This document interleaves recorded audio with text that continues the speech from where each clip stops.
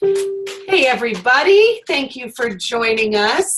It is time for our Game Plan Book Club, and today is Monday, and I believe it is April 24th. So we are focusing on the next two chapters in our Game Plan book, which are chapters 19 and 20.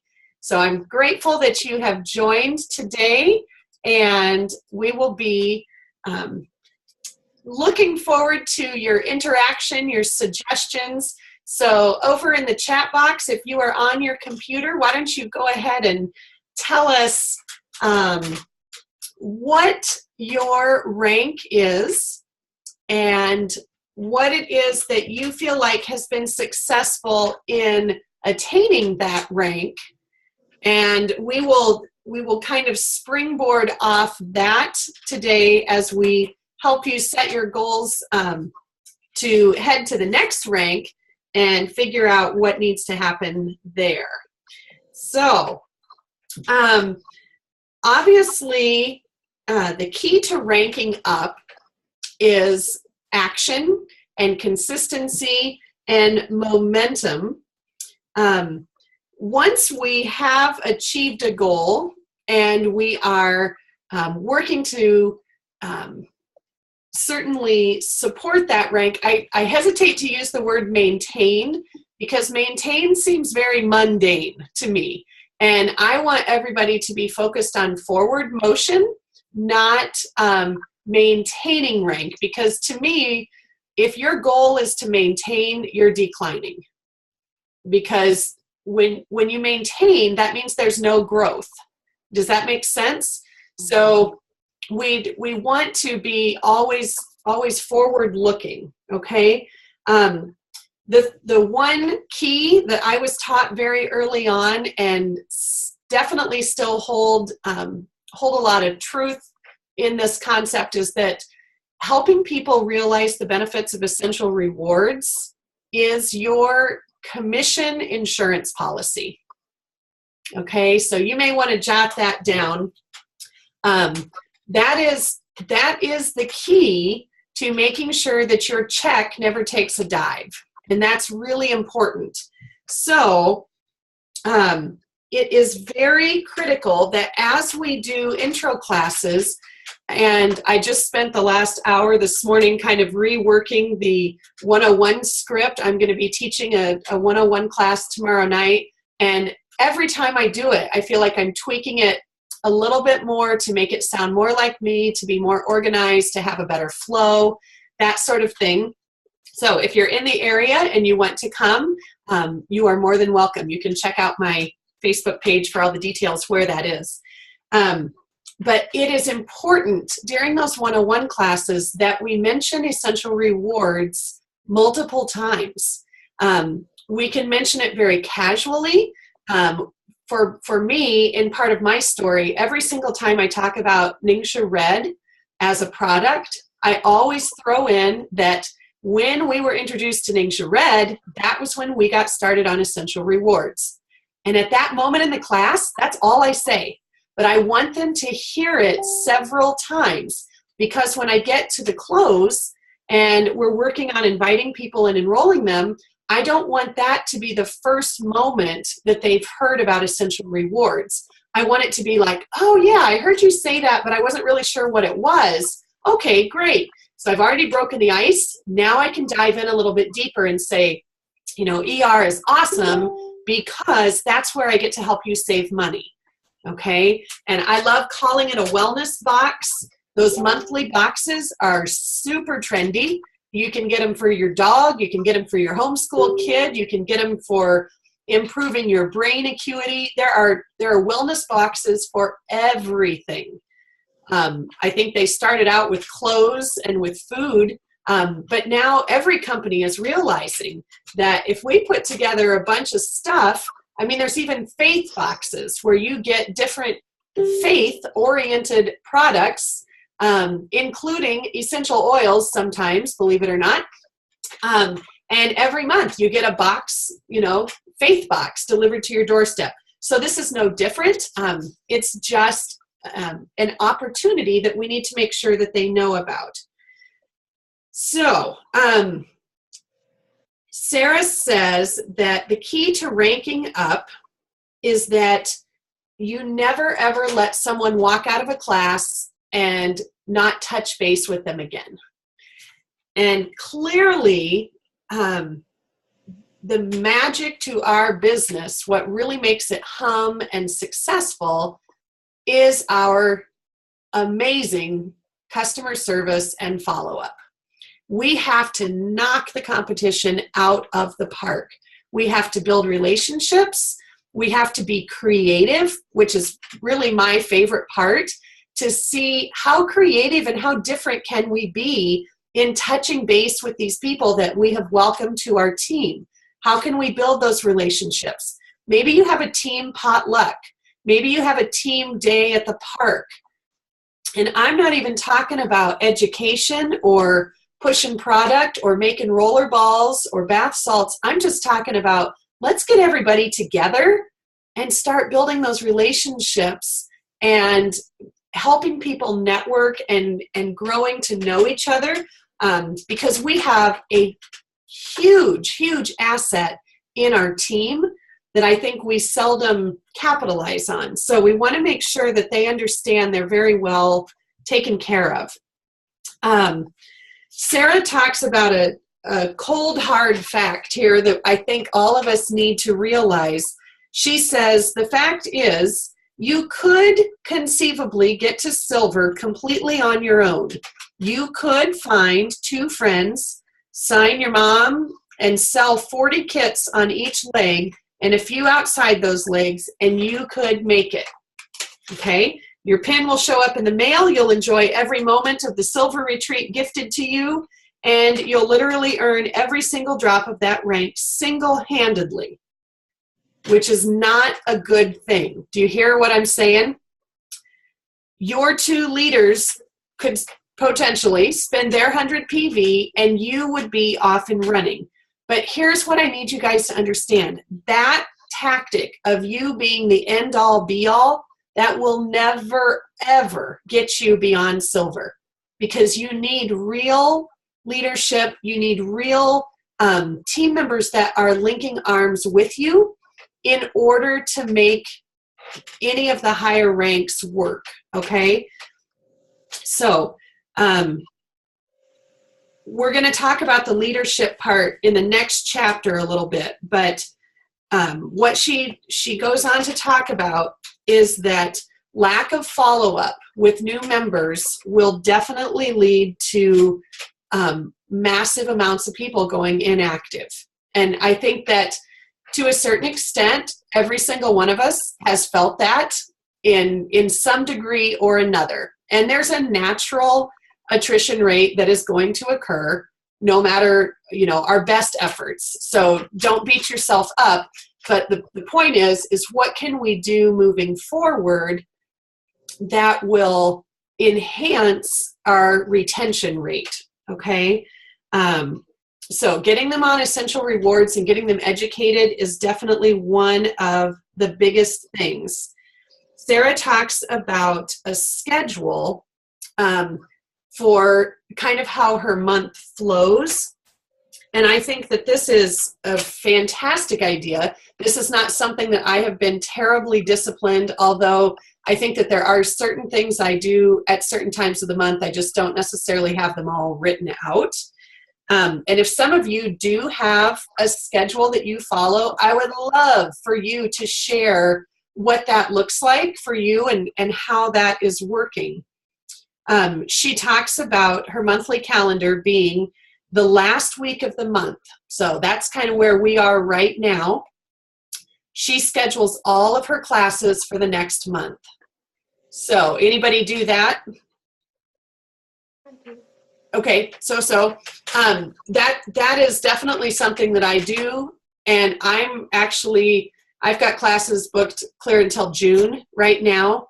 So, but by the end of the month, I would say is when you need to be promoting it to your team and to your prospects so that they know what they have to choose from. Because if everybody is busy, and we just give them 2 days notice, we can't be sad if we don't get a big crowd, okay? So one of the best people on our team for doing this is Kara Hall up in Forest City, Iowa, and you can look at Kara's Facebook page at the end of every month, and you will see one very beautiful, concise graphic where she lists everything, and that girl is hustling her tail off. If you want to know what hustle looks like, it's Kara. And she puts her make and takes, her intro classes, vendor fairs, everywhere where anybody who's interested can find her, basically. And post it for all the world to see. And I am inspired every single time she does that, because I know that she is really consistent and working hard, and she's done that for several months now. The first week of the month is when Sarah does all of her mailings and her follow-up. So if you just kind of block out that first week of the month, that's when you can do rank recognition. You can do gifts for new members. If you create a welcome packet and send that out to new members, first week of the month is a good time to do that. And then follow up. So any prospects that you might have talked to the previous month, if you've done vendor fairs or you've met people in the store, met people online, if you've done a post, I know there were a few people this week that were doing sample offerings. So it's a great tactic if you post a beautiful picture of some samples and say, hey, this is the week that I'm mailing these out. Who would like some? Then it's a wonderful time to follow up and get all of that stuff mailed out at once, okay? I definitely have a hard time if I chunk those up into several different days. That is a great way for everything to get lost and messed up for me. So when I do mailings, it's all at once, and we'll probably have 200 pieces of mail to go out at one time, and we just make a mess on the floor in the family room and get it all done, and the kids help, and Brian goes off to the post office. So that strategy I definitely use. And then the rest of the month, schedule trainings with leaders and hold your classes. So if you recall, I'm going to go take a peek really quick, because I did a post from Sarah Harnish on the game plan. If you recall, she said that there were only 3 things that you really need to focus on to grow your business: teaching classes, doing follow-up, and training leaders. Okay? So if the first week of the month is your follow-up, and then the middle 2 weeks, and really the last 3 weeks, your job is to teach classes and to train leaders. If you focus wholeheartedly on those 3 things, your business will grow. So look at your calendar, and I'm a big believer, you have to be the boss of your calendar. Do not let your calendar be the boss of you. So if you say, I am going to rank up this month or next month or whatever your goal is, if I came to your house right now and looked at your calendar, does it reflect that? Or are you working 3 hours a month hoping that you're going to rank up? So you have to take charge of that calendar, and it has to be the income producing stuff. So that means with the people, right? So teaching classes either online or in person, and getting together with your leaders so that it is a community effort. So she's got a strategy for getting people on Essential Rewards. She says for those who have ordered a kit, this is what her follow-up looks like. She sends them Jordan Schrant's Welcome Book. That is a wonderful book. It's very attractive because it has full color pictures. In fact, 2 seconds here, I'll show you.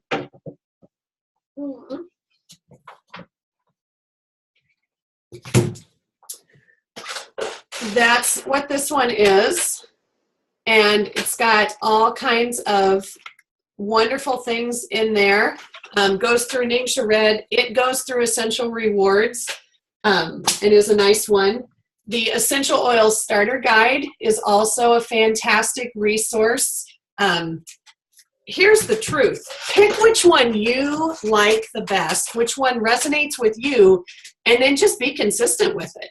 And know that the secret to getting people on Essential Rewards is education. It's teaching them how to use a broader spectrum of the products so that they're really living the lifestyle, okay? So that means that you have to be a product of the product. You know, do you have a personal story about how well you like the Thieves laundry detergent? And if you do, then it's going to be a lot easier to talk about that. But if you've never tried it, that's going to be a little bit trickier, okay? Sarah also is a big proponent of giving them a sample of something that is not included in their kit, like a Thieves cough drop, or a sample of Cool Azul pain cream, maybe a sample of the toothpaste, or, you know, you pick. One of the cleverest little ideas I saw, and I think it was a travel tip, but I think it's just genius to save space, and you could do it for samples as well. Get a little contact lens container where you put the, you know, store your contacts at night, and fill those with toothpaste. And you can use those as a little container to sample or to travel with. Sarah includes her 101 audio, either the DVD or the CD, as another step for education. And then some sort of printout graphic or brochure that talks about Essential Rewards. So we can print something, we can, you know, send them a graphic via email or Facebook or whatever, but just making sure that that education is continual, okay? I'm a big proponent of giving samples of Ningxia Red, because once we find out the power of Ningxia Red and how that makes us feel, it's really hard not to want to use that daily. Are you guys, you know, are you big fans of sampling out the Ningxia Red? No? Okay. I would encourage you to do that. Do you drink it daily? Okay. So think about how you would feel if you stopped, and then think about your people. You're withholding that blessing from them. Okay, there's your paradigm shift. If you want your people to feel as good as you do, we have to introduce them to it in some way. A sample of Thieves Cleaner, such an excellent economical cleaner. That's a great gift. It's a great thing to teach, you know, the toxin-free living at a very minute cost. Okay. And she gives a nice visual image on page 166 of what her little welcome kit looks like that she shares as she follows up with people. Let's see. Then overcoming objections to Essential Rewards. Okay. What if the welcome kit doesn't work? What if that doesn't, you know, sell them on the idea of Essential Rewards? She says, first of all, obviously have a conversation and find out what their objection is. You know, what is it that's holding them back? If it's money, then we show them how with just $50 a month, they can start bottle swapping things, okay? That's an important thing. If they don't understand how the auto ship works and they didn't realize that they were going to get the same stuff, you need to teach them how the virtual office works. And there's a lot of people that need a little bit of hand-holding in the beginning. There's people on my team that don't own computers or have internet. And so I have to teach them how to call and how they can adjust their auto ship over the phone with customer service. It's not hard, but they just need to know that there's options. So I would suggest that as you're following up with people, ask them, is there anything tricky here that might make you trip? And if there is, help help debunk that or walk them through that, okay? Most oftentimes, the reason people are hesitant to get on ER is just lack of knowledge, okay? They need to understand that that bottle swapping is not more expensive. They're just using the same money that they would have spent at Walmart or Target, and they're getting it through Young Living instead. I love that on page 167, she gives very specific ideas in the form of graphics on what a $50 ER looks like and what 100 PV ER might look like. And she kind of goes through each month and talks about what you could order, not that they have to, but it gives great ideas, okay?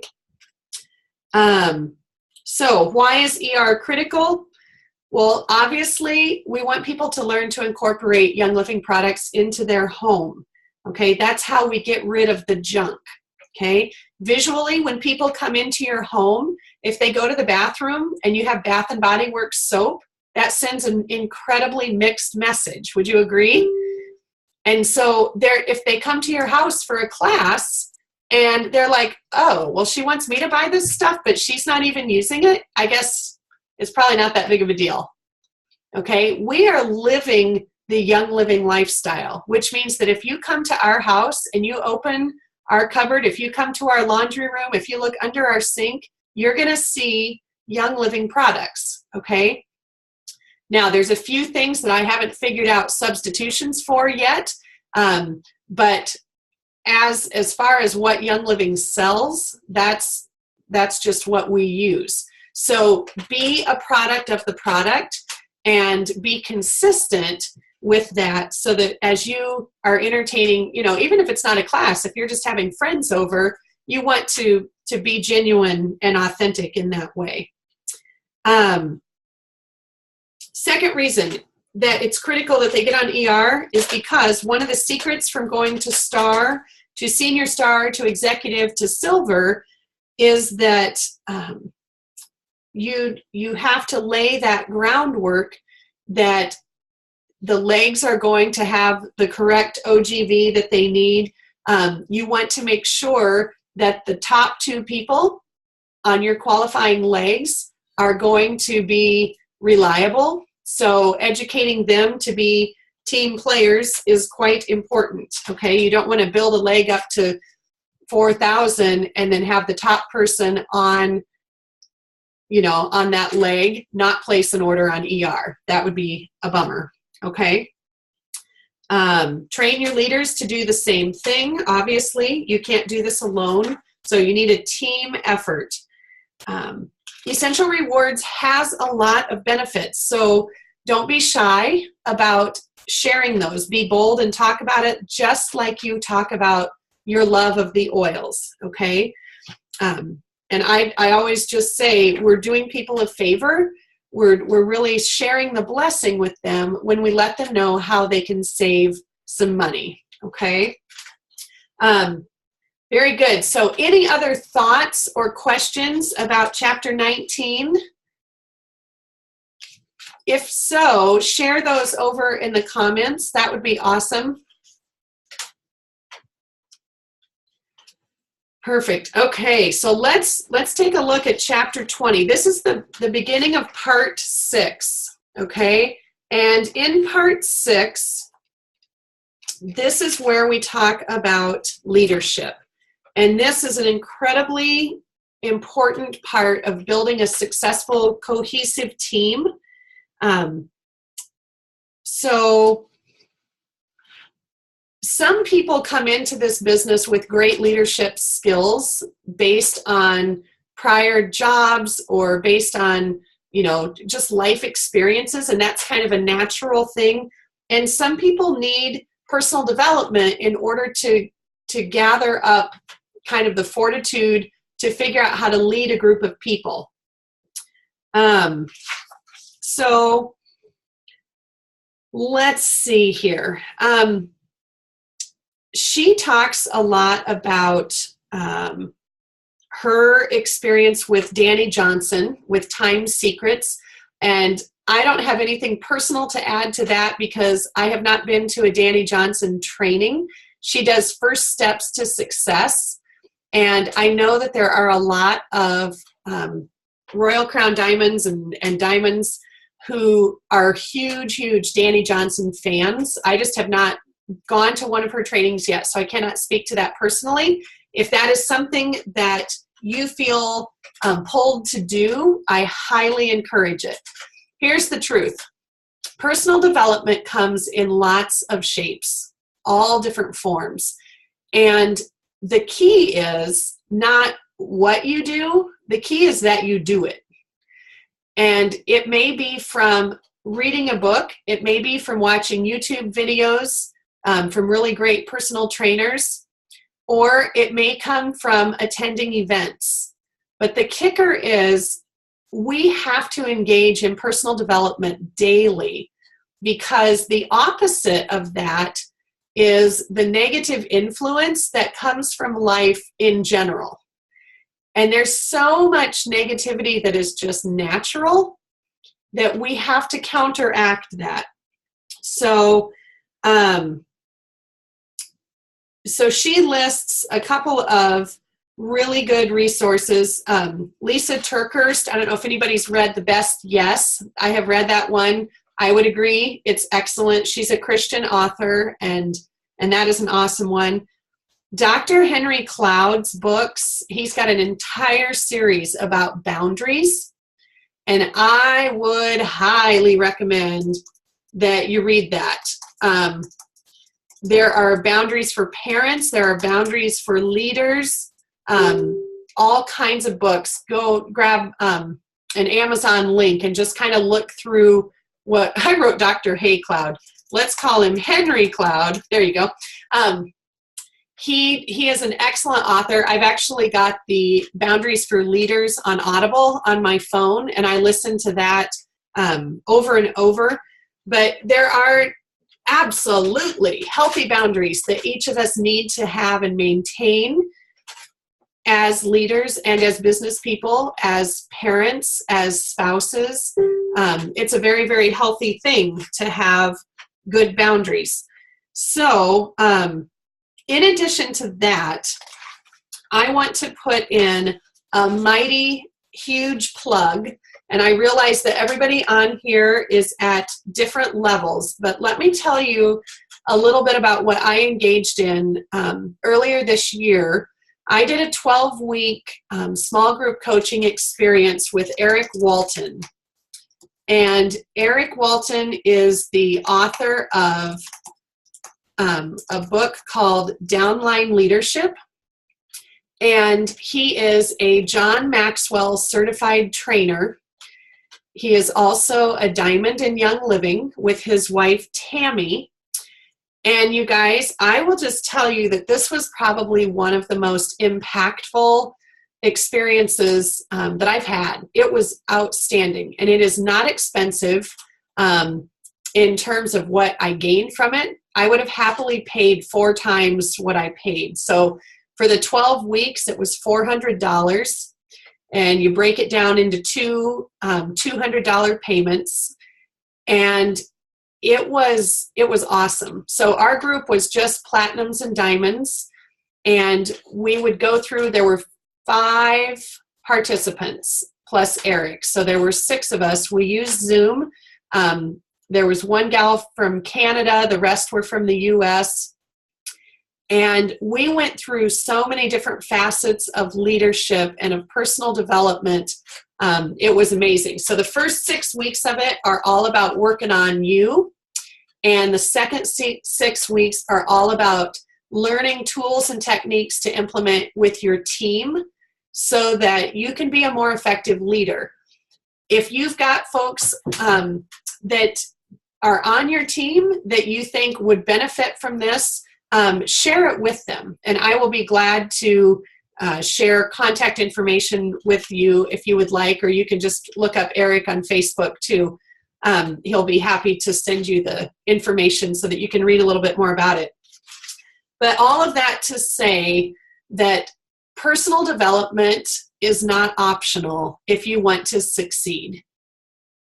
you have to take a mighty helping of it daily, just like you do your vitamins, because the influence of the world does not steer us towards personal development. It steers us towards cynicism and negativity. And if we let that happen without counteracting it with our own input, it does not yield good stuff. So we have to pour ourselves into our own personal development, but also that of our team. We have to expect good things from them. And that means putting out opportunities. So read a book and do a little book review for your team. I have read more books in the last 4 years than I have in my entire life. I will tell you that. I was not a big reader prior to this business. I would read books that were nonfiction books about things that I was interested in, like gardening or cooking or, something like that, architecture, but I was not reading personal development books. So as you take it in, part of your job as a leader is to take the complicated and make it simple. So do that for your team. Read a book and give them the top 3 points from it and whet their appetite, make them want to read it themselves or tell them what you learned. Was it worth it? That kind of thing. I think that is so, so, so important. Okay. Let's see here. So Sarah talks a lot about kind of balance and priorities and that kind of thing. If you read that Boundaries book with Dr. Henry Cloud, that will walk you through prioritizing your life for sure. But you need to get real clear about what your most important priorities are and know those at a drop of a hat. So I cannot set those priorities for you. I will say that my order is very similar to what Sarah wrote on page 178, with God at the top of the list. For me, he has to be in charge of things in order for life to go smoothly, okay? Brian is second. And yes, Brian comes before the kids, for sure. I am a huge, huge believer that if you don't have a healthy marriage, then your kids suffer from that. Okay. So, kids would be third on my list and career comes fourth. Okay.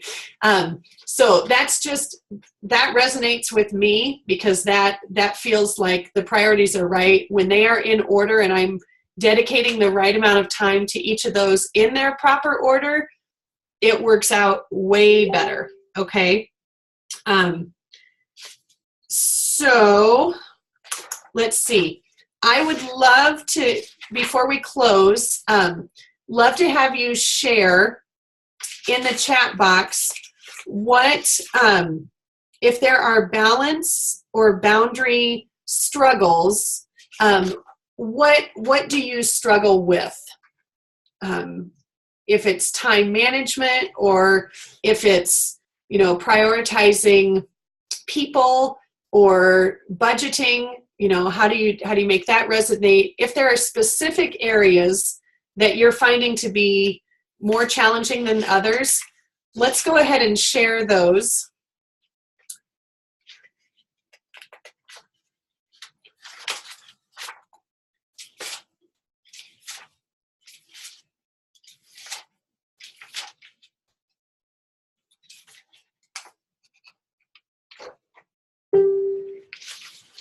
All right. And that may be something that, you have to keep thinking on for a little while. I'm just looking ahead because as we get ready to wrap up this morning, we only have a little bit left here.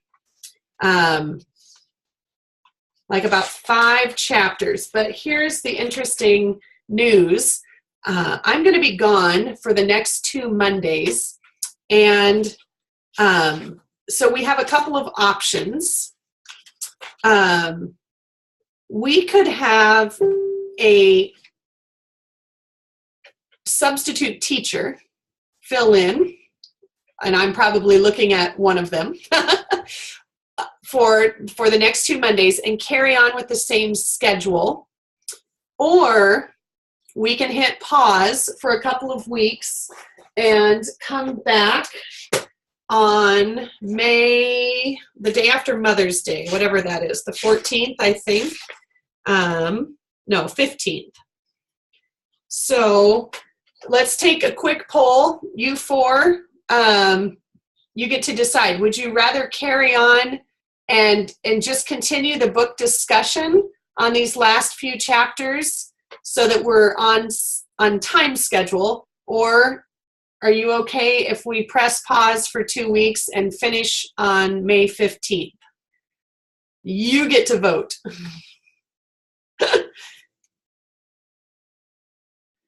And I'm going to read the balancing concerns here.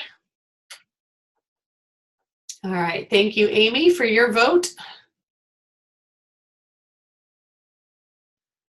Perfect, okay, good deal. That's almost unanimous. Cat. Very good. Okay, so let's wrap up this morning. Here's the news for those that watch the replay. Our next book club will be at 11:45 a.m. Central Time on Monday, May 15th. And on that day, folks, we are going to finish the book. So there's 5 chapters left, and they're pretty short little topics. So between now and then, if you haven't already, please go ahead and finish reading the entire book. I'm guessing that most of you probably have already, because it's so good you can't stop. And we'll wrap that up on the 15th. Okay, so thank you for joining us, and I'll hang around for a minute to go through these questions. Okay.